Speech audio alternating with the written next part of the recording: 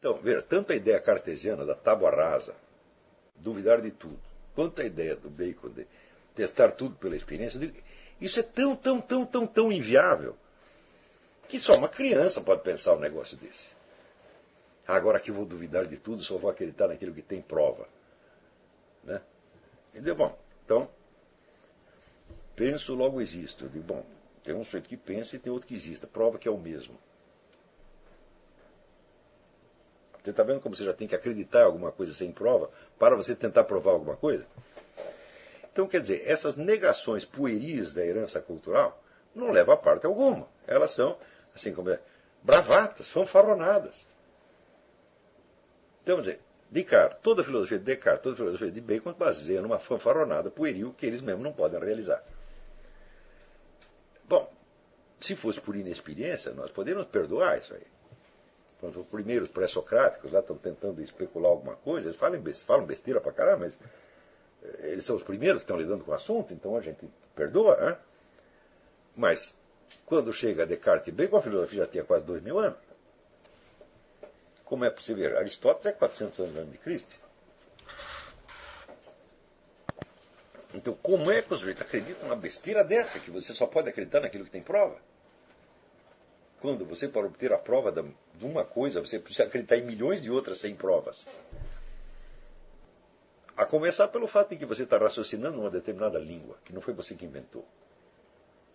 E você sabe exatamente a conexão entre as palavras dessa língua e a realidade? Não sabe. Então você está tateando, você está indo no escuro.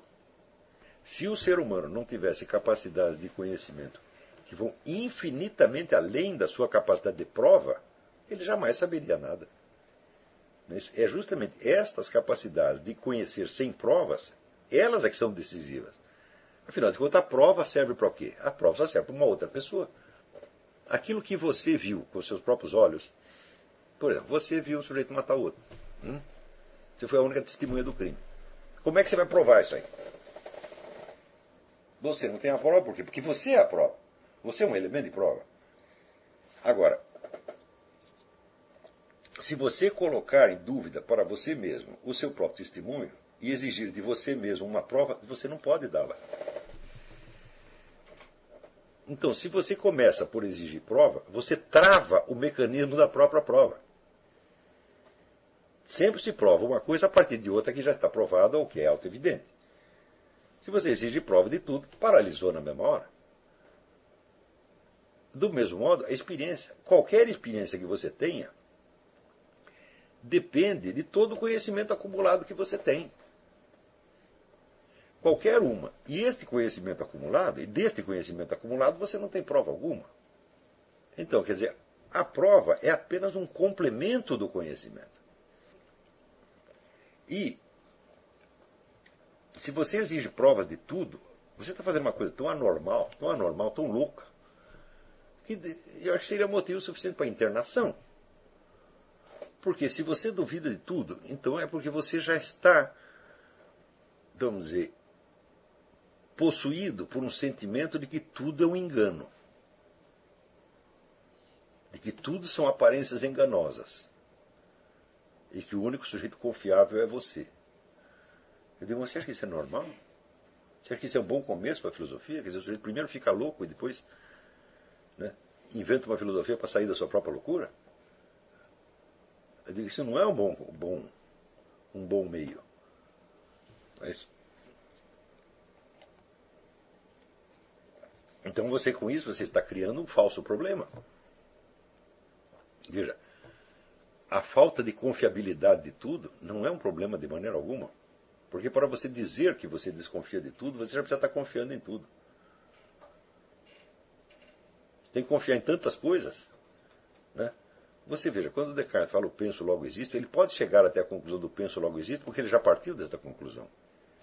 Ele já sabia disso desde o início. Senão jamais chegaria.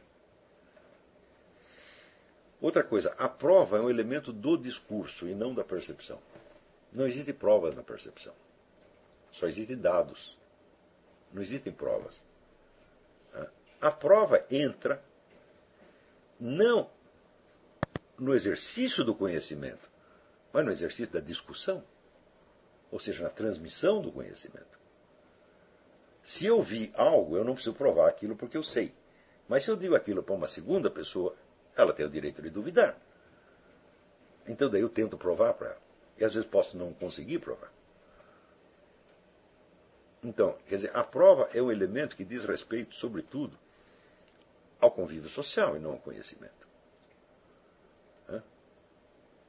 Se você só quiser conhecer aquilo que você possa provar e que você possa tornar, por assim dizer, obrigatório para os outros, você não vai saber nada na vida. Então, saber é saber o que os outros não sabem. E saber coisas que, na maior parte dos casos, você não vai poder transmitir aos outros. O que você pode transmitir é uma fração do que você sabe, do que você viu, do que você tem acumulado, etc, etc. Ora, se nós reduzimos o conhecimento humano a esta fração comunicável, o que acontece? Você tem um universo de discurso que está gravado em livros, DVDs, etc, etc. E isso constitui uma espécie de microcosmo. Comparado com o mundo real, isso é nada. É um zero. Então você precisa saber em qual dos mundos você quer penetrar. O mundo do conhecimento ou o mundo real? O mundo do conhecimento é uma ferramenta para chegar no mundo real, mas ele por si próprio ele tem seus problemas internos, tem suas dificuldades internas, e você pode estacionar ali e ficar nelas o resto da sua vida. E jamais chegar a conhecer nada da realidade. Então, todas essas dificuldades se colocam logo no início de uma carreira de estudante de filosofia. Por quê? Porque a tradição filosófica moderna já coloca tudo isso em cima de você. E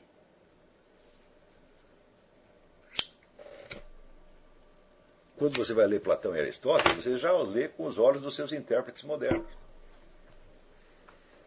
que podem criar tanta confusão ali em cima, mas tanta.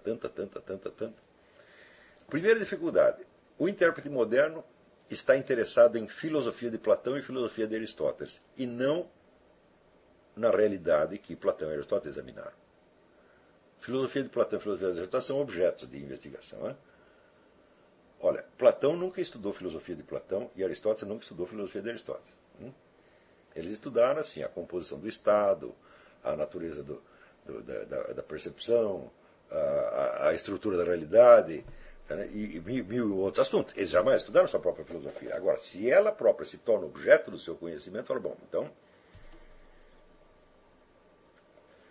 a filosofia de Platão e de Aristóteles, por mais completa que ela seja, ela não pode ter abarcado toda a realidade que eles conheciam. Ela é constituída apenas de fragmentos. Então quer dizer que ela sozinha, tomada como conjunto, sem a realidade da qual ela partiu, ela não vai fazer sentido jamais. Ela não completa nada. E você fica ali o resto da vida levantando problemas sobre a coerência e a integridade da filosofia de Platão e Aristóteles e jamais chega a resolver. E não tem solução a essas coisas. Ninguém pode fazer uma filosofia tão completa que ela possa ser compreendida fazendo essa abstração da realidade que ela investigou. Então, se você presta atenção demais na filosofia de Platão e de Aristóteles, você fica louco. Porque o negócio não é estudar a filosofia de Platão e Aristóteles, é estudar a realidade usando as dicas que Platão e Aristóteles te deram. É só isto. Nenhum filósofo pretende ser completo. Completo é só o universo real. Na verdade, completo é só Deus, nem o universo é completo. Então, por exemplo, você vê, durante o século XX inteiro houve um debate assim. A filosofia de Aristóteles ela é coerente, ela tem unidade desde o começo, ou Aristóteles mudou de ideia e passou por etapas? Sabe qual é a conclusão que chegaram até hoje? Nenhuma. Nem vão chegar. Porque você olhando de um jeito, parece de um certo modo. Se olhando de outro jeito, parece de outro modo. Então, mas será que foi para isso que Aristóteles teve todo aquele trabalho? Se Aristóteles tivesse interessado nisso, ele teria escrito um livro chamado Aristóteles. Ou outro livro chamado O Pensamento de Aristóteles. Ele nunca escreveu isso. Ele escreveu sobre os meteoros, sobre a física, né? Sobre a política, sobre a moral, não é isso? Sobre o conhecimento, mas nunca escreveu sobre a filosofia de Aristóteles. Então, é claro, a filosofia de Aristóteles não pode ser o objeto do nosso estudo. Nunca. Entendeu? Quer dizer, isso é uma coisa de uma alienação tão terrível que pode danificar um cérebro humano pelo resto da vida. Ou seja, nós temos que estudar Platão e Aristóteles tendo em vista as coisas, as realidades da vida das quais eles falaram. E se você não tem acesso a essas realidades diretamente, você pode ter através da imaginação. Quer dizer, você lê outras coisas, obtém as informações necessárias sobre as coisas das quais eles estavam falando, e através disso você vai fazer uma série de analogias com a sua própria experiência real, e aí você vai entender do que eles estavam falando. Sem nunca você ter certeza de que você é o detentor da interpretação exata. Eu cheguei aqui na interpretação exata da filosofia de Aristóteles. Aristóteles nem Platão jamais lhe pediram isso. E se pedissem, seriam completamente loucos. Ora, 80% da atividade acadêmica no mundo e nos centros de estudo mais sério que tem consiste em esmiuçar texto de filósofos para chegar a uma interpretação exata do que eles estão falando. Ou seja, é uma atividade terrivelmente alienante. Você vê que nas ciências físicas não tem esse problema.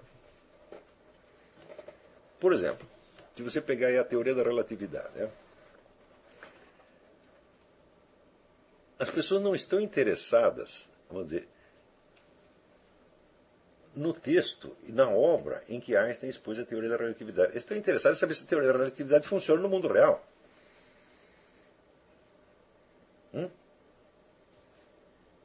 Não é isso? Então, você vê, se você pegar a totalidade dos físicos que existem no mundo, quantos desses físicos estudaram a teoria da relatividade no original de Einstein? Só 2 ou 3. A maioria estudou de segunda, ou terceira ou quarta mão. Porque eles não estão interessados, vamos dizer, na precisa interpretação do texto, mas na sua aplicação ao mundo real. Eu digo, mas em filosofia deveria ser a mesma coisa.